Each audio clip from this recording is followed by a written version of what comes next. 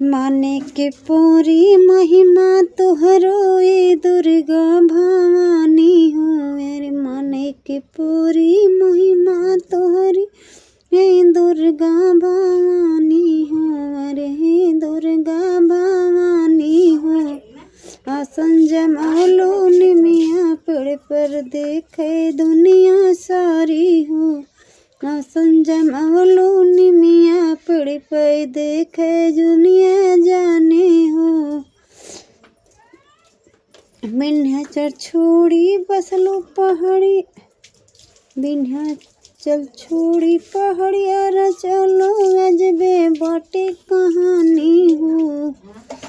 विंध्याचल छोड़ी पहाड़िया बसलो अजबे बाटे कहानी हो। अरे अजबे बाटे कहानी हो। आसन जमावलो निमिया पेड़ पर जाने दुनिया सारी हो। आसन जमावलो निमिया पेड़ पर देखे दुनिया सारी हो। स्वर्ग बनवलो रे संगवा कुमारी रानी हो। अरे कुमारी रानी हो। सब तोहरे पाँव के खातिर तरसे दुनिया सारी हो। सब तुहरे दर्शन के खातिर तरसे दुनिया सारी हो।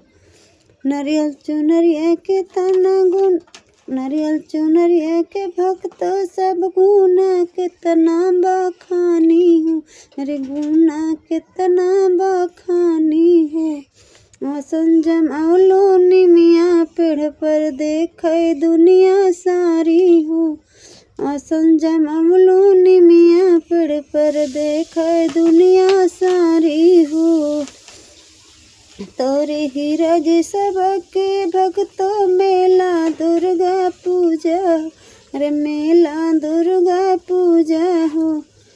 मेला में होता ठलम ठेला देखे दुनिया सारी हो।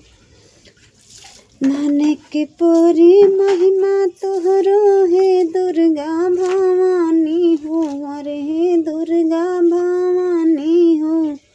आसन जमावलो निमिया पेड़ पर देखे दुनिया सारी हो।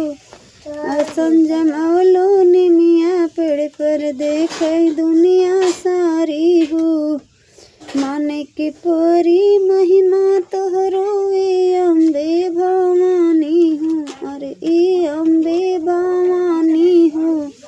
आसन जमावलो निमिया पेड़ पर सारी दुनिया जाने हो। आसन जमावलो निमिया पेड़ पर सारी दुनिया जाने